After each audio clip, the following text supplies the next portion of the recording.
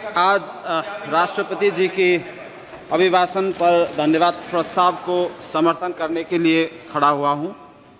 सिक्किम के ओर से सारे नवनिर्वाचित सदस्यों को हम बधाई देते हैं और सबसे पहले तो सिक्किम के जितने भी वोटर्स हैं, हम हृदय से उनका धन्यवाद करते हैं कि उन्होंने फिर एक बार इस सदन में सिक्किम और सिक्किम की जनता का बात को आगे रिप्रेजेंट करने के लिए मौका दिया है।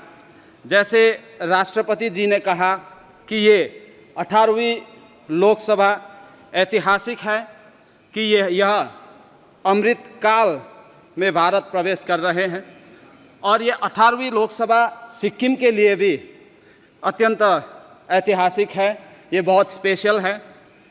2025 साल में सिक्किम इस भारत का अभिन्न अंग एक 22nd स्टेट के रूप में रहा 50 साल पूरा हो रहा है और हम एसकेएम पार्टी और हमारे सरकार इस स्वर्ण जयंती के अवसर पर हमारे राज्य सिक्किम को स्वर्णिम और समृद्ध बनाने की कमिटमेंट लेके आगे बढ़ रहे हैं।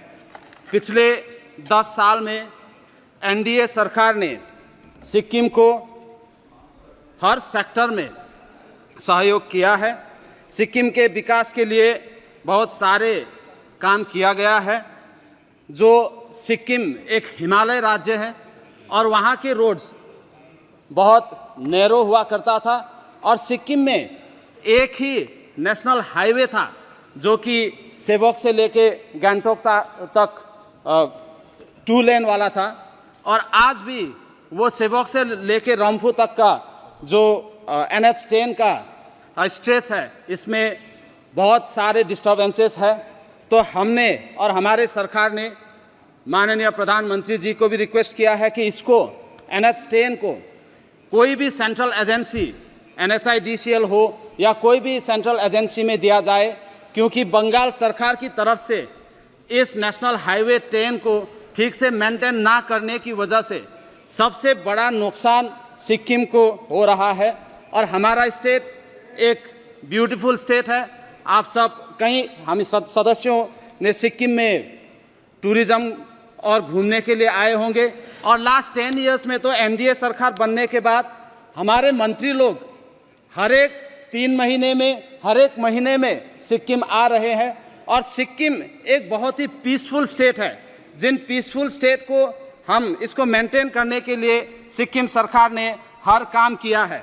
लेकिन रोड की जब बात आती है सभापति महोदय, हम आपके माध्यम से सरकार को ये बताना चाहते हैं कि हिमालयन रीजन में सिर्फ सिक्किम की ही बात नहीं, चाहे कोई भी हिमालयन रीजन हो, उस रीजन में टिपिकल इश्यूज रहते हैं और वहाँ पे ज़्यादातर 5 से 6 महीने तक तो मानसून चलता है और मानसून के चलते वहाँ पे इतना ज़्यादा लैंडस्लाइड्स होता है कि रोड डिस्टर्ब होना वो ऑब्वियस है।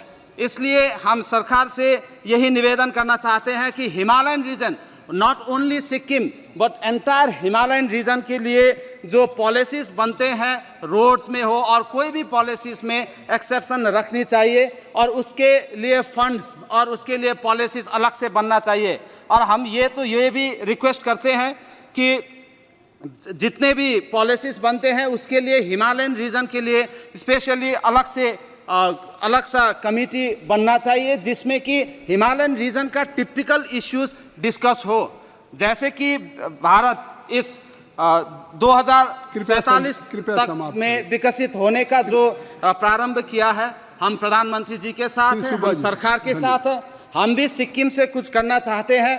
तो सिक्किम हमेशा से पीसफुल स्टेट रहा है और पिछले दिनों में आपने देखा सभापति महोदय कि क्लाइमेट चेंज कितना विजिबल हो गया है और इस क्लाइमेट चेंज की वजह से सबसे ज़्यादा किसी को अगर असर हो रहा है तो हिमालयन रीजन्स को हो रहा है और हमने ग्रीनरी इतना ज़्यादा बना के रखे हैं सिक्किम में। आपको बता दूं सभापति महोदय, थोड़ा सा टाइम देना चाहूँगा, थोड़ा सा 1-2 मिनट, बहुत से माननीय सदस्य हैं, इतना बताना चाहूँगा। आपका समय जितना है सभापति महोदय, आपको बता दूं कि मैं सेकंड टर्म का हूँ और पहली बार इतना टाइम मिला है सभापति महोदय। ये एक पॉइंट मैं कंप्लीट कर दूं, उसके बाद मैं कंक्लूड कर लूँगा। तो जितने भी हिमालयन ये क्लाइमेट चेंज इतना विजिबल हो गया है, ये हीट वेव हुआ, अनप्रेसिडेंटेड रेनफॉल हो रहा है, ऐसा रेनफॉल हमने कभी देखा नहीं। और सिक्किम में लास्ट ईयर इतना बड़ा फ्लड हुआ जिसका हमें एक्सपेक्टेशन था ही नहीं, और इसका रिपोर्ट हम पूरा बना के सरकार को दे भी चुके हैं, और एनडीए सरकार हमें पूरा सहयोग कर रहे हैं इसमें। धन्यवाद। तो हम बहुत बहुत इतना चाहते हैं कि सिक्किम के लिए भी और हिमालयन रीजन के लिए अलग सा पॉलिसी बनाने का, डिस्कशन बनाने का एक कमेटी बनाया जाए, जिस कमेटी में हमारा टिपिकल इश्यूज हो, और इस डिलिमिटेशन के साथ हमारे वुमेन एम्पावरमेंट को भी आगे बढ़ाया जाए। इसी के साथ मैं राष्ट्रपति जी का अभिभाषण का पूर्ण समर्थन करता हूं। Thank you so much.